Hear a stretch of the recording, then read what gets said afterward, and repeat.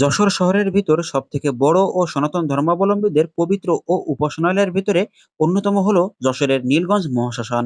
আজকের ভিডিওতে দেখাতে চলেছি সদ্য অনুষ্ঠিত হওয়া 24 প্রহরব্যাপী শ্রী শ্রী তারক ব্রহ্ম মহানামযজ্ঞ অনুষ্ঠানের কিছু ভিডিও চিত্র।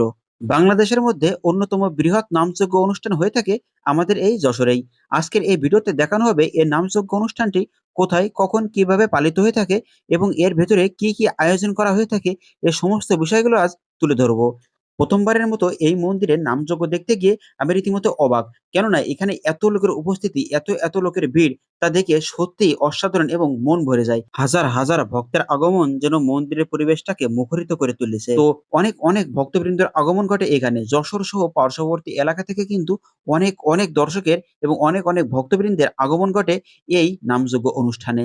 সাথে রয়েছে বাংলাদেশের বিভিন্ন প্রান্ত থেকে আগত কীর্তন শিল্পীরা। নামযজ্ঞ অনুষ্ঠানের সময় এই মন্দির প্রাঙ্গণে এত লোক হয় যে নিঃশ্বাসটুকু ফেলানোর জায়গা থাকে না।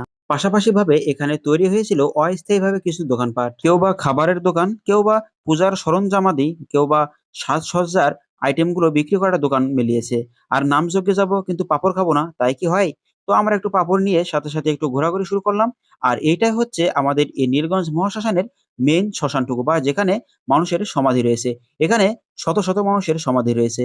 যশোর সহ আশেপাশে অনেক সনাতন ধর্মাবলম্বীদের সমাধি এবং দাহ করা হয়ে থাকে এই শ্মশানেই। এখানে অনেক পুরাতন থেকে সদ্য মৃত্যুবরণ করা মানুষেরও সমাধি রয়েছে। বছরের কিছু নির্দিষ্ট সময়ে মৃত ব্যক্তির স্বজনেরা এখানে আসেন এবং সমাধিস্থলে মোমবাতি বা আগরবাতি জ্বালিয়ে তাদেরকে স্মরণ করেন। তো এটা হচ্ছে আমি, আর আমার পেছনে রয়েছে অনেক লোক, অনেক ভক্ত, যারা আসছে এই নামযজ্ঞের গান শুনতে এবং নামযজ্ঞ দেখতে।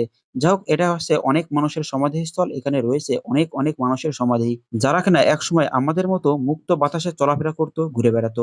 ভিডিও করতে গিয়ে দেখা হলো একজন ব্যক্তি একটা সমাধি এর কাছে গিয়ে মৃত ব্যক্তির স্মরণে সেই সমাধির কাছে আগরবাতি এবং মোমবাতি প্রজ্বলন করেন, যেন মৃত ব্যক্তির আত্মা শান্তি পায়। শ্মশানের এটাই হচ্ছে দাহ করার জায়গা, অর্থাৎ হিন্দু ধর্ম অনুসারে এখানেই কিন্তু অন্ত্যেষ্টিক্রিয়া সম্পন্ন করা হয়ে থাকে। এইটা হলো স্নানঘর। স্নানঘরটার পাশেই রয়েছে নতুন আরেকটি দাহ করার জায়গা। এই জায়গাটি খুব সুন্দরভাবে তৈরি করা এই মন্দিরটি।